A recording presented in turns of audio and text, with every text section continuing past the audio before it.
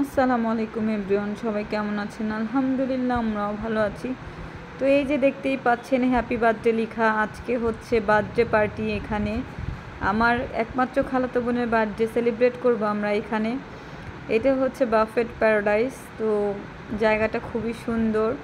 তো এইটা হচ্ছে অনেক বড় এরিয়া। এই যে আমি তো চলুন আপনাদেরকে ঘুরে ঘুরে দেখাই পুরো এরিয়াটা, যে মানে এটা কত সুন্দর আর কত বড়। আর এখানে কিন্তু অনেক অনেক রকমের খাবার আছে, যা সবগুলো খেয়ে শেষ করা সম্ভব না।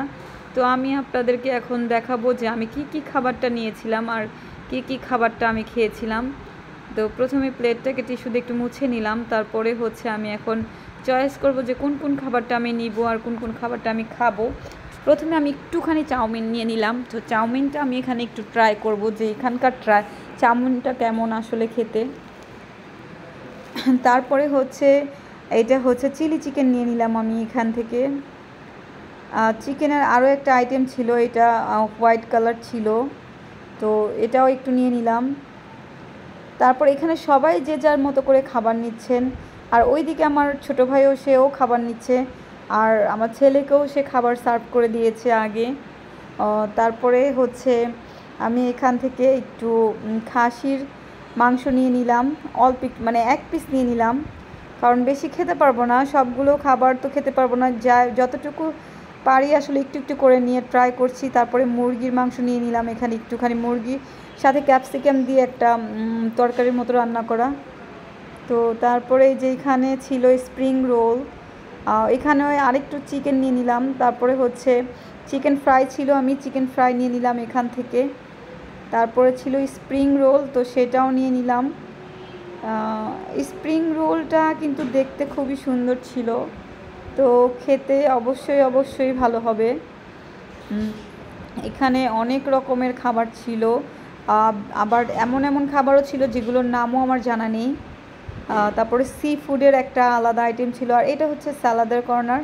এখানে প্রচুর পরিমাণে সালাদ ছিল, তো আমি শুধু হচ্ছে ক্যাশনাট সালাদটা ট্রাই করেছি, সাথে একটু শসা নিয়ে নিয়েছিলাম।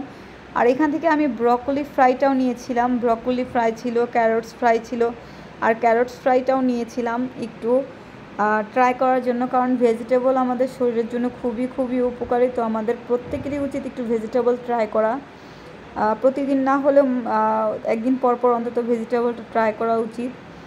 তো এই যে এগুলো হচ্ছে ভর্তা আইটেম, পাশে রাখা বিভিন্ন রকমের ভর্তাও ছিল, ভাত ছিল। তো যে যার মতো করে যেটা পছন্দ সে সেটাই নিয়ে খেতে পারে, মানে সিস্টেমটা খুবই সুন্দর, আমার খুব ভালো লেগেছে। এইরকম এখন বিভিন্ন জায়গায়ই আছে এইসব রেস্টুরেন্টগুলো। তো এই যে আমি হচ্ছে এখন এখানে নিয়ে নিলাম একটু ক্যাশনাট সালাদ। তারপরে সামনে হচ্ছে আরও বিভিন্ন রকমের জিনিস ছিল খাওয়ার মতো। তো আমি এটা হচ্ছে স্যুপের কর্নার। তো এখানে ছিল স্যুপ ছিল 3 রকমের, একটা হচ্ছে কর্ন স্যুপ, আর থাই স্যুপ, আর একটা ভেজিটেবল স্যুপ। তো এখান থেকে আমি একটু পাস্তা নিয়ে নিলাম। তো সব শেষে কী বলবো, এই জায়গাটা খুবই খুবই সুন্দর, মানে খুব ভালো লেগেছিল আমার জায়গাটা, পরিবেশটাও খুব সুন্দর আর অনেক বড় ছিল। তো বিভিন্ন সাইড ছিল এটার ভাগ করা করা। আবার এখানে একটা ছোট্ট হলুদের প্রোগ্রামও হচ্ছিল পাশে। তো আমি নানটা নিলাম না, কারণ নানটা আমার খেতে তেমন ভালো লাগে না, সেই জন্য। তো আমি এখানে একটু ভেজিটেবল নিয়ে নিলাম।